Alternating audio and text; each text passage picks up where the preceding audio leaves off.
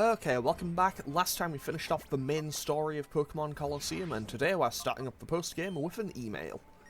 Okay, so, we, that's myself and second Pyrite, have developed a new system of downloading data automatically to your PDA. From now on, information about Shadow Pokemon should arrive directly from people connected to the network. Check it out.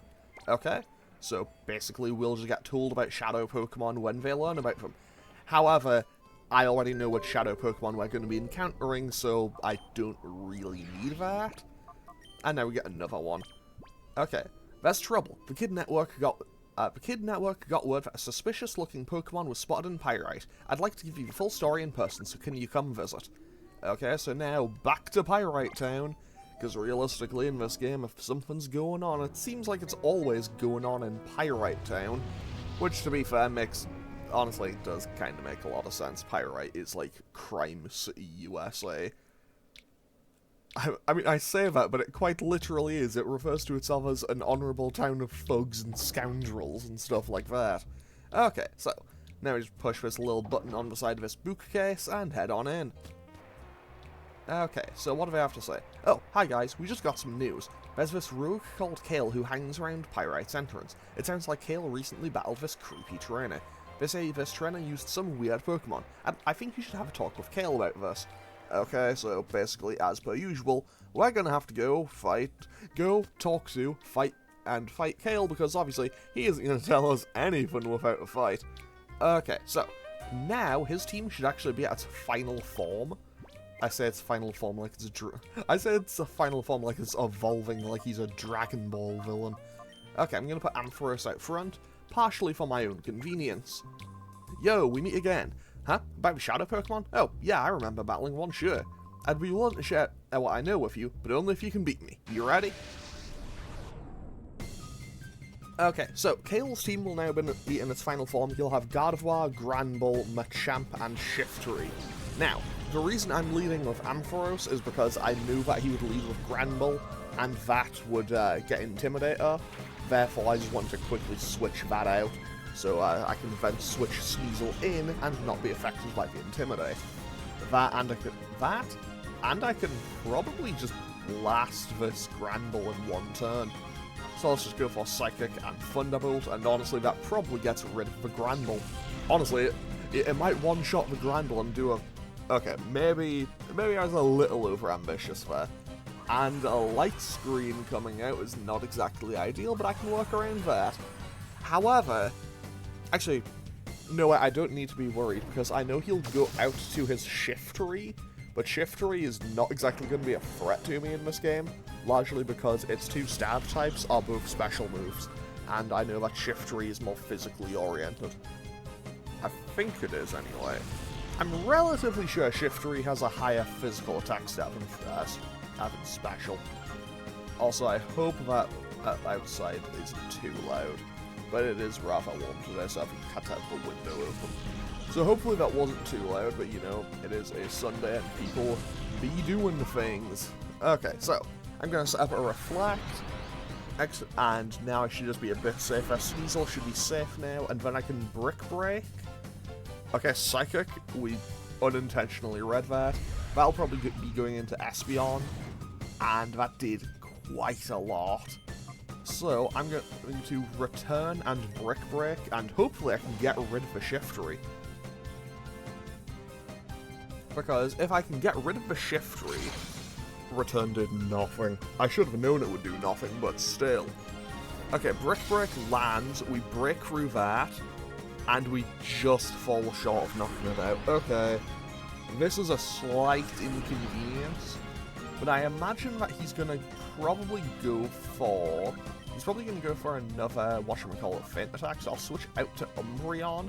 I'll switch out to Umbreon and Brick Break for Shiftry again. This way, I'll take out the Shiftry and the Machamp will come in. But then I have two things that can focus down the Gardevoir, and then when something inevitably gets knocked out, you know, because I have two Dark types on the field against a Machamp, then I can just send Espeon back in, blast it with Psychic, and we can be on our way. And also, we get rid of the wall again. Would have loved to have seen that crit last turn. Would have loved to have seen that crit last turn. That would have made this a tiny bit easier for me. and Umbreon is about to hit level 48, assuming it doesn't get blasted by a dynamic punch from this Machamp. I mean, I say that, it is absolutely going to get blasted by a dynamic punch from this Machamp. Okay, so let's go for Bite and Shadow Ball onto this Gardevoir, because realistically, Sneasel is not surviving the turn here. But the question is, does it what? That actually did quite a bit. I don't know why I started saying that, like, is it going to one-shot, and then I probably should have just known, of course it wouldn't. Now the question is, is this Machamp going to be annoying, and did they double into Sneasel? I sure hope they didn't. I hope they went for Umbreon. Because, because even though Espeon has a super effective advantage and resists it, that Gardevoir must have literally 1 health. It went for Earthquake! Okay, that is actually okay, because he now just knocks out the Gardevoir, and because it's split damage, Espeon doesn't take all that much. That could have actually been a lot worse. I'm very okay with this turn of events, because now I'm totally safe. Umbreon hits level 48, and now I can just go for Secret Power, and more importantly, I can just blast this thing with a Psychic, and that probably goes down in 1. Because I think Evers's one was like level 61, and that barely took a Psychic, so one that's 4 levels lower definitely was not going to appreciate that hit. Now the question is, where do I quickly go to heal? Where's my fastest place to go heal to? Probably Phoenix, I think. That trainer, he used a Shadow Croconaw. The trainer's name was, I forget, it says something about the Snag'em hideout, though. Well, fortunately for me, I know exactly where that is, because it'll be out here. You know, sure would suck if, we weren't a former member of Team Snag'em who wouldn't know where the hideout was. So, I mean, realistically, I'm just going back to Phoenix City here just for the general convenience of it has a Pokemon Center, and I think I would be probably faster getting to here than it would be to go to Agate Village. Also, I should note, I can now use the downstairs area, but the downstairs area is kind of useless to me, because since I'm only using things from in-game, basically, the downstairs area is usable once you beat the game, so I would be able to use it now, and that's basically where you trade in things from the Game Boy Advance games, which was basically the entire kind of conceit for this game, where it was like, hey, go here, beat the game, then you can trade things out to get all the Johto Pokemon. Actually, before I go in, let's see what this says. The former base of Team Snag'em that was completely destroyed in a catastrophic explosion. I mean, the building's still here. Okay, we get another email, so let's see what this says.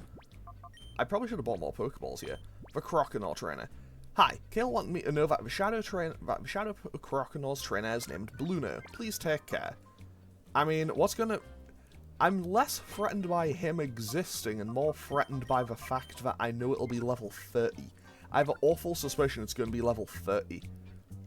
Also, I think this is basically going to be a very linear place, if I recall correctly. But hey, we will find it.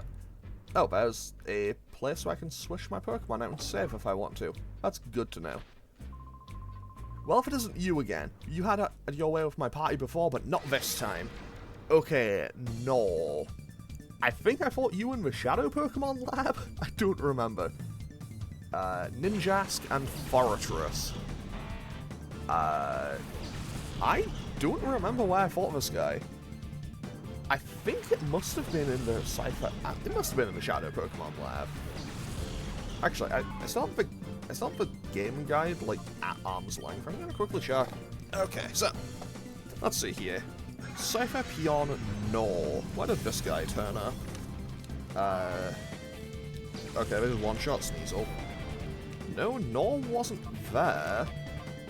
Oh, wait, I think I remember this guy. Never mind, was he the guy at the warehouse? He was. He was the guy who we stole the Shadow Yanma from. He had Pineco and Nincada and Surska. Okay, now I'm putting the guide away again. Because I feel like I have a sneaking suspicion I'm going to be seeing a lot of repeated trainers here. On the plus side, there was that place where I can just switch out immediately. Okay, a Beautifly comes in now. So I guess he did get a Pokemon to replace the Yanma. I wonder, if I hadn't caught the Yanma, if I didn't catch the Yanma, would I get... if I didn't catch the Yanma, would I get a second shot at catching it here? I imagine I would. Also, I'm just going to Psychic for Fortress, because Espeon can't really do much else to it. And that still did a ton, because it's Espeon. 10 out of 10, bless Espeon. Bang, Thunderbolt one-shots Beautifly, because Beautifly is kind of made of paper. Because, as you all know, it is a kind of start-of-a-game Pokemon. And I should really probably take the EXP share for Octillery, because it is actually on the same level as Espeon, I think. I'm pretty sure they're both level 51 now. Okay, Fortress sets up Light Screen, which means, honestly, they may be able to take a hit. So I suppose I'll just do the same thing. Worst case scenario is I have to do one more turn of this battle.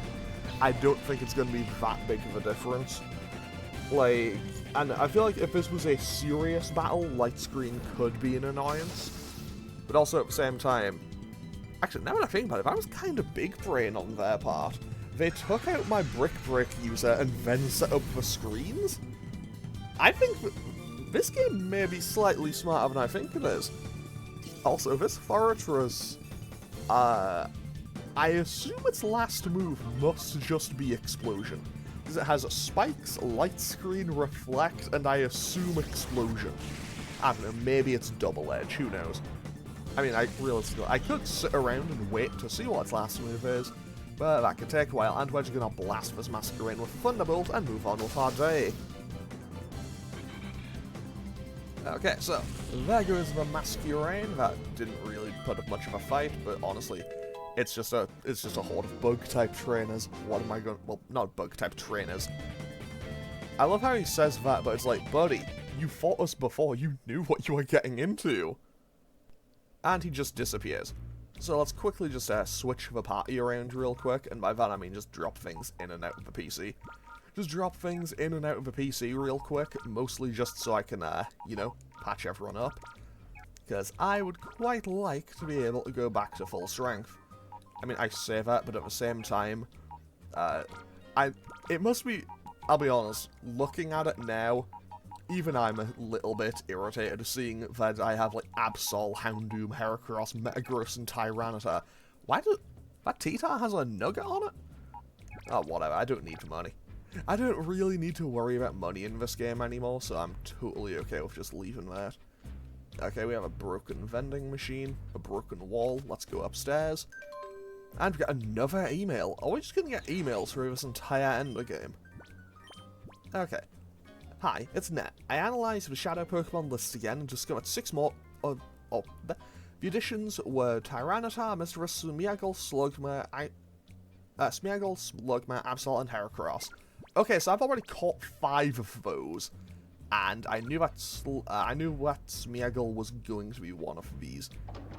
Are we going to get jumped here? Not yet, but I probably will as soon as I try to go through that door to go downstairs. So let's go and check out the rest of this little area first. Or maybe I'll get jumped when I try to go upstairs. Let's go downstairs first. Let's go back the way. I don't know if I'm going the right way, but hey, we'll find out. Okay, so there's nothing there. What's through this door? Probably a person. It is. Sounds like you've been playing Hero all over the place. Playtime's over. I'll reduce you to the same sorry state as this Snag Machine Lab. So is this the Snag Machine Lab, or... was this the Snag Machine Lab, or the site of the Snag Base? Okay, Rhyhorn and Grovyle. Kinda wishing I had put Sneasel back out front now. Also, I'm gonna be totally honest, I have beaten this game before, but this is actually the first time I'm playing the post-game, because I've only ever finished Pokemon Colosseum once before this, and I kind of just beat Everest and went, okay, cool, I'm done with this game now, and just stopped playing. But I've never actually done this part of the game. I know what I'm getting myself into with it, but I've never actually played this bit. So, hey, who knows, maybe we'll find some really interesting stuff. Okay, and this guy sends in a Vigoroth. Honestly, this guy's team is looking kinda nice. Like, if his team was fully evolved, that's Sceptile, Rhydon, Slacking. That is not a bad team in the slightest. That could be really strong. I mean, obviously it does have a couple of weaknesses, but hey, we'll get to it. I mean, I say we'll cross that bridge when we get to it, as if I'm the one using the team. And a Zangoose. Can't really go wrong with a Zangoose. It's just a pretty solid normal type. So Bubble Beam will just blast the Rhyhorn, because realistically it's quite effective stab. And yeah, that Rhyhorn was never taking that hit. I feel a little bit bad, because honestly there was no shot that I was going to take that. Now just blast him with a Psychic, and we should be done here. And if the Zangoose takes the hit, which it probably doesn't, there we go. I was going to say, if the Zangoose actually takes the hit, it can probably retaliate and knock out Espeon. But hey, it doesn't. And I might as well just keep the EXP share on Octillery until it hits level 54, because then I think it learns a new move. And it's one that I've been waiting for quite a while. Okay, so, I didn't think you'd be this tough. No wonder you're famous. Like, buddy, didn't we used to be colleagues? Technically, didn't we used to be colleagues? Also, I'll take 2 max revives, but those could come in handy. I feel like this is I feel like this is where Gonzap's office is. Or at least close to it. I might be wrong. Okay, 3 rare candies. I think I have 6 of those now, so I could use those if I ever need them. And this was indeed the wrong way. But hey, not gonna complain, because free stuff is free stuff, and that was a little bit of EXP that I would have missed otherwise. So let's keep on going up. I mean, realistically, to make progress in these games, you usually do have to go up the building, but hey, you know what? Sometimes it's nice to do a little bit of side questing. Okay, maybe a bit bold to call that a side quest, but still. Okay, so there's a rider there, and what is over here? Anything? That is a blocked path. Okay, yeah. Let's go fight this guy, I guess. Because there was Nightmare there, and I could, well, who knows, I might need that. There's gotta be something, there's gotta be somewhere, some Pokeballs holding awesome Pokemon. Do you have some? Yeah. Okay, Ryder, Ryons, however you want to pronounce that. He has a Poochyena and a Kadabra. I swear this game. I swear this game. Really? I don't know, I feel like this is just a bit weird. It's like, I'm in the post-game. Like, I've finished the game now. The credits have rolled, and I'm still not fighting fully evolved Pokemon. That's just a little bit weird to me. Also, Psybeam is going into this Ampharos, but hey, we'll totally just tank that. Actually, I may have underestimated things. I may have slightly, key term slightly, underestimated the strength of Kadabra, which I really shouldn't do. I've used Kadabra in playthroughs enough to know to not underestimate it. Okay, this guy sends in a Linoon. Linoon will also do a significant chunk of damage, so I'm just going to blast with Psychic and then Thunderbolt. And I should probably take out both. I don't know if Espeon can knock this out in one. It falls just a tiny, tiny bit short. The fact that I actually took that is... The fact that... Okay, that is absolutely targeting in on Ampharos because it's super effective. So now I know so basically I now know, hey, just switch Ampharos out and I should be okay. Octillery doesn't get level up. And this guy also has a Mightyena, okay. So, Intimidate comes through now. And... what's my play here? I think I return... Actually, no, yeah, I'll return on the Mightyena and then I'll switch out to Sneasel. Is this the play? Probably not, but hey, I'm doing it anyway. Because this way, I can get a little bit of damage out. I can get a little bit of damage out onto the Mightyena with return. Honestly, that did a bit more than I expected, especially at -1. Dig will hit into Sneasel for not very much, to be totally honest. I expected that to do way more. Swagger will come through onto Espeon, which honestly is a little bit goofy just in general. And now... so now Espeon is effectively at +1 attacks. I'll go for return and then I'll just Icy Wind. Because Icy Wind, if I break through here, Icy Wind will definitely finish off the Linoon, I know that much for a fact. It won't finish off the Mighty Yana, but hey, I think I can work around this. I say I can work around this like I'd be in any real danger from this, but I don't think it's going to be that much of a hassle. So the Linoon gets dropped, and Icy Wind continues to do absolutely zero, because, well, I guess that's a cool joke in there. Yeah, but to the surprise of very few people, I am not a funny individual. Not sure if you've caught on to this or not. I'm not very funny. Either way, Return knocks out the Mighty Yana, and I'm going to be totally honest, I don't know if that Mighty Yana would even have Crunch yet, because Gen 3 learn sets are kinda garbage, and I genuinely don't know if it would even have Crunch at this level. If it did, it would have just learned at like 48 or something. Where do you find those? I want some too. I mean, 2 of them I had from the start, and I stole the other 4 from people. Because I caught 1 from a Verde, 1 from some lady in the Under, 1 from a street performer. I've had enough of your antics. Party's over! Okay, so this is Dritten. Dryton? Whatever, he's not going to be much of a threat to me. Seadra and Lantern. Okay, so he is going to have... Okay, now I actually have to coin flip this. Is it Water Absorb or Volt Absorb? Judging from the fact that he sent it out with Water type, I'm going to imagine it's probably Volt Absorb. So Okay. I genuinely thought I'd done that into the wrong targets here. Waterfall will actually do a respectable amount, I think. Well, I wasn't wrong. Thunderbolt will probably just blast this Seadra into next week, though. 10 out of 10, there goes the Seadra. There goes the Seadra, I don't need to worry about a Kingdra. Espeon wants to learn Morning Sun. No, I'm gonna pass. I'm gonna pass on Morning Sun. Because even though it is a nice healing move, I just have Hyper Potions if I need them. And in comes a Pelipper.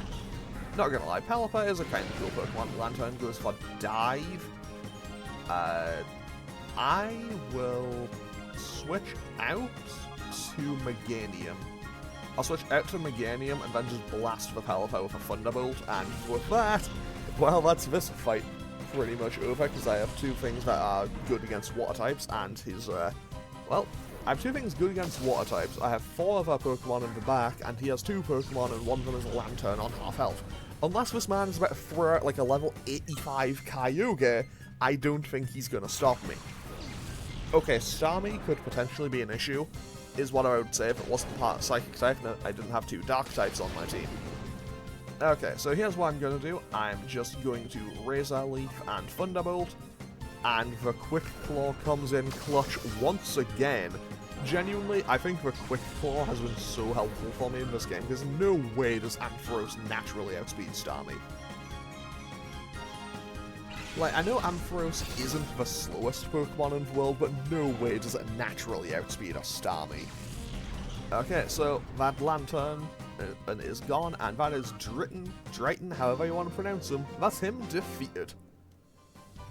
Wasted. Just a GTA wasted screen. I'll show you a painful time one day. I mean, good luck with that, buddy, because, greater trainers than you have tried. Free PP ups. Honestly, I might just drop those on Espeon's Psychic, because having more uses of Psychic could always be handy. Okay, so that's where I stole the Snag Machine from. Is there a place where I can heal? I don't think there is, so I'm going to have to actually use healing items. Fortunately for me, I did kind of stock up on them. Oh wait, Espeon was still on half health. It was just it was still on near full health. It was just confused. Okay. Okay, this guy, I need you to move so I can open up this treasure chest. Never mind, open from that side. We get 2 max ethers. This place has taken a lot of damage. Even I couldn't mess up the place this badly. Huh? You're telling me you did this? Then prove it to me. Show me what you can do. I mean, there's a difference between, like, between the fact that Wes did it personally and... Okay, I think there's a difference between Wes did that personally and Wes used explosives. I think there's quite a difference. Either way, I'm just going to Thunderbolt this Carvanha Psychic for Spinder, and I'll probably be fine. Okay, so we Psychic, we Thunderbolt, and this fight is pretty much over. I mean, I say that he has 2 more Pokemon. Either way, we just blast that Spinder. Spinder goes down in 1. Spinder goes down in 1. Carvanha will get blasted by Thunderbolt. I don't know what else he's going to send in. He sends in a Shelgon. I think that may genuinely be the single most threatening Pokemon I've seen in this episode so far. And that is kind of tragic. Actually, wait, no. Maybe the Shiftry. Given the situation I set it in under... Actually, no. Given the situation that I set it in under, technically the most threatening thing I've seen in this episode so far should have been the Machamp. However, the Machamp did absolutely nothing because it just got one-shot by Espeon. Because it went for Earthquake and knocked out its own teammate and then did very little because of Reflect. And another thing just lives on like 1 HP. Scary Face. I mean, credit to it, but I don't know if I'd describe that as scary, but it definitely looked weird. Okay, Headbutt hits for a decent chunk, but nothing to be worried about. Now I can just go for Psybeam and, I guess, Aurora Beam. I think I just doubled it in the Shelgon. I might be wrong, but I think I doubled it in the Shelgon. No, I went for Pupitar. Fantastic. Okay. Hang on, wait. How does that work? If Octillery leveled up, learned a move, and then I put it over Aurora Beam, would it still use Aurora Beam, or would it switch to the new move? Or would it just not move? I don't think I've ever seen that interaction happen in this game. Or in an XD Gale of Darkness. I kind of want to test that. But apparently we rampage too much. Sorry, bodybuilder Coolus. It's just what we do around here. It's just what we do. Now I'm steamed. I'll rampage more than you. Okay? Go right ahead. It's not my best to ruin. Oh, where did that guy I take off to after snagging my shadow Pokemon? Ah! Okay, so this is Crudo. Cruddo. Okay, what do you have? Probably ground types? Is it bad that I guessed that he had ground types because he had, like, crud in his name? And that was just, like, dirt, mud, whatever. I don't know. Either way, I am going to just blast this Weezing with Psychic and switch out to Octillery, because I do have a sneaking suspicion that this guy probably has more ground types in the back. And if he has more Psychic types, I have Octillery, who also has Psybeam. And Octillery is also very close to hitting level 54. So Weezing just gets blasted into next week by a Psychic. And now, man, I wish I could get a Sandslash in this game. And in comes a Linoon. So many people in this game have Linoon. Slash will do decent chunk, especially if it crits. Okay, that's not great for me. That isn't great, but these things do happen, you know. Sometimes crits are... crits are, things that you kind of just have to take into account sometimes. So I'll just go for Brick and Bubble Beam. And to be totally honest, even though I have lost Espeon for this fight, I'm not too worried about it. Because I think... Actually, I bought plenty of revives before I even went to Realcam Tower. I'm not too worried about it. So Bubble Beam will take out the Sandslash in 1. Then I can take out the Linoon next turn. And I have no idea what his last Pokemon is. Ampharos hits level 51. Octillery learns Ice Beam. So we are getting rid of Aurora Beam and learning Ice Beam, because why would I ever need Aurora Beam anymore? Okay, I say that is still a use case for Aurora. There is still a use case for Aurora Beam. That's the combination of words I was looking for. And honestly, I'm now kind of just wishing that this guy did actually have ground types. But hey, having Psybeam is very handy. To be totally honest, Octillery's move pool variety is a large part of why I actually wanted it on the team. Because I knew that it would get Psybeam, I knew that it would get Aurora Beam, I knew that it had Bubble Beam, I knew that it would... And I knew for a fact that if I had the patience to do it, I could also get TM for Flamethrower for it. But honestly, I didn't have the patience to sit through all of Mount Battle.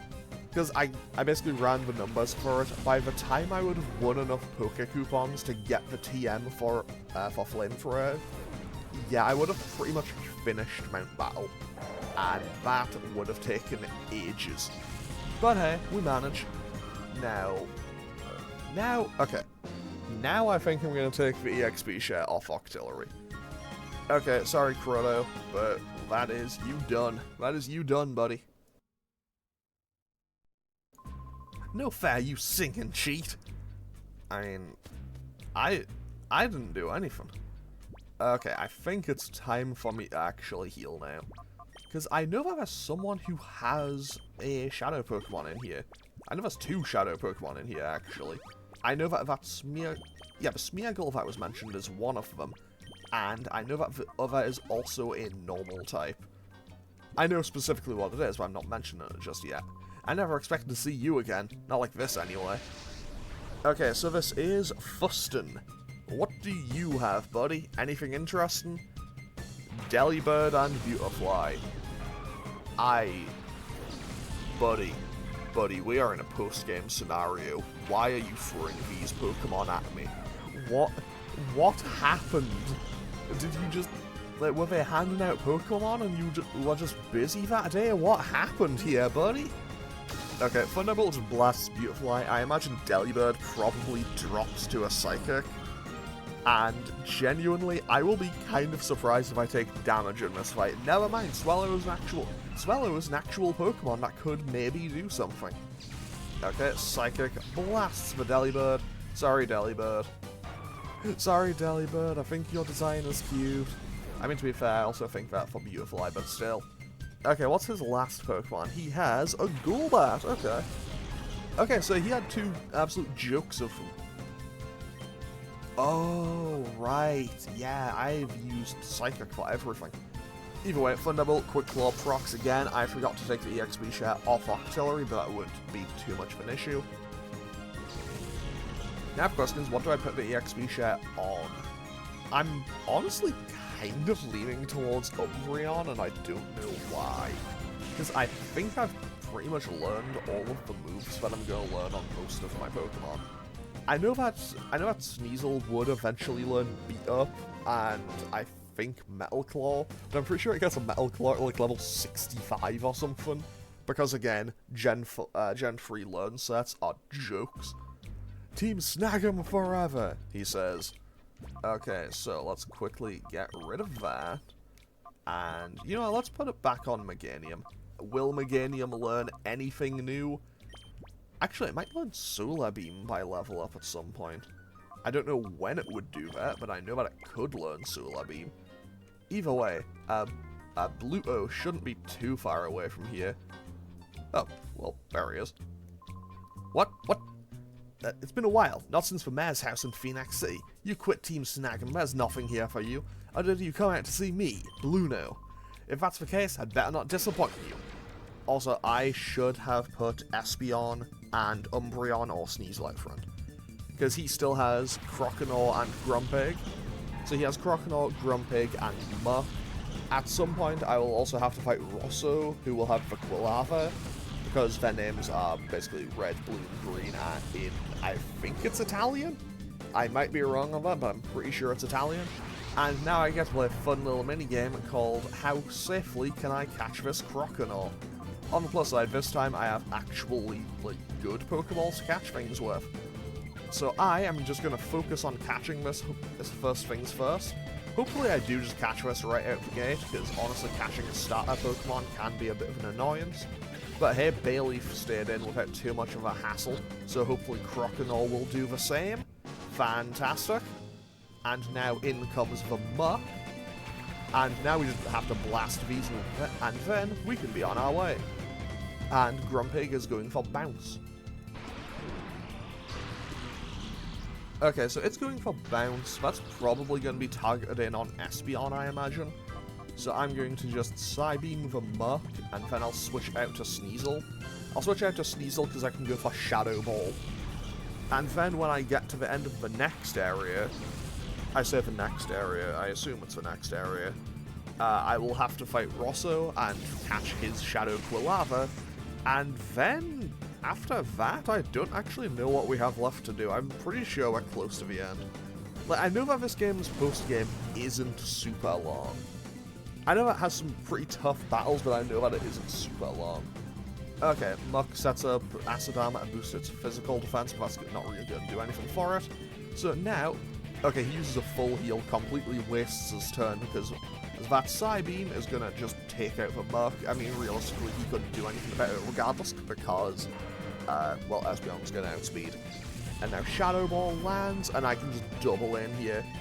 I can just double in, and honestly, he's going to be a non-factor from now on. Oh, wait.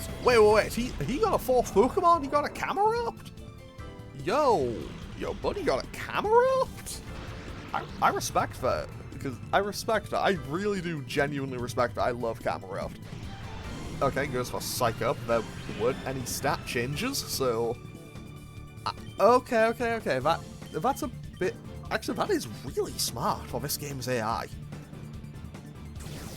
Like, he set up the Acid Armor, then went for the Psych Up to try to double up on having... Yeah, that was actually somewhat smart. I mean, the strategy didn't work, but it was a smart idea. And Grumpig goes down. I love how it just looks so... I love how it just looks so flabbergasted before it gets knocked out. And Confusion... It just hits itself, and now we just finish off this Camerupt, and then we are done with the Snag'em hideout. I do think we actually have to come back here later, but I might be wrong on that. Either way, with that, Camerupt is down. We have successfully caught ourselves a Croconaw, which unfortunately it is a bit too late for us to add Feraligatr to the team. However, we do now have access. How could my Croconaw be defeated? Because it's level 30. And you're fighting level 50s. The rest of your team is level 50. Enjoy snagging my Shadow Croconaw while you can. There's still more Shadow Pokemon trainers out there. I mean, yeah, there's not many. I think there's like 4 or 5. Wait, could I have just gone in here from the start? I have a sneaking suspicion that I could have. Anyway, with that, I am going to go back to Phoenix City, heal, and end off today's episode.